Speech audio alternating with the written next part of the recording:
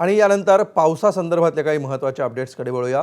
पालघरसाठी पुढील 24 तासांसाठी red alert जारी करण्यात आला आहे। पालघरला भारतीय हवामान विभागानं अतिवृष्टीचा इशारा जारी केला आहे। पुणे आणि नाशिकच्या घाट माथ्यासाठी देखील रेड अलर्ट जारी करण्यात आला आहे। घाट परिसरामध्ये अतिवृष्टीची शक्यता आहे।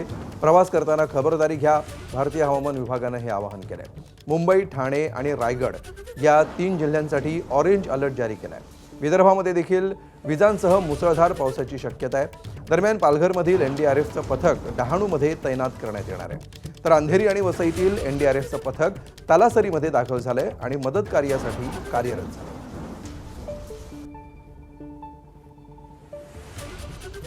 रात्रीच एनडीआरएफची इथे उपलब्ध एक तुकडीच्या अनुषंगाने बचाव कार्य सुरू केला होता।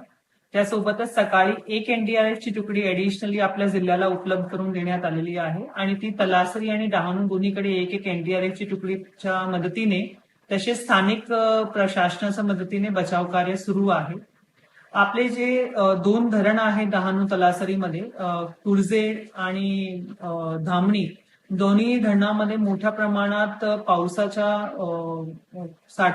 पावसामुळे पाण्याचा साठा वाढल्याने निसर्ग त्या ठिकाणी आपल्याकडनं सुरू करण्यात आलेला आहे। त्या अनुषंगाने डाऊनस्ट्रीमचे जे गावं आहेत त्यांना सतर्कतेचा इशारा देऊन ते पाण्याचा निसर्ग सुरू केलेला आहे। एबीपी माझा, उघडा डोळे बघा नीट।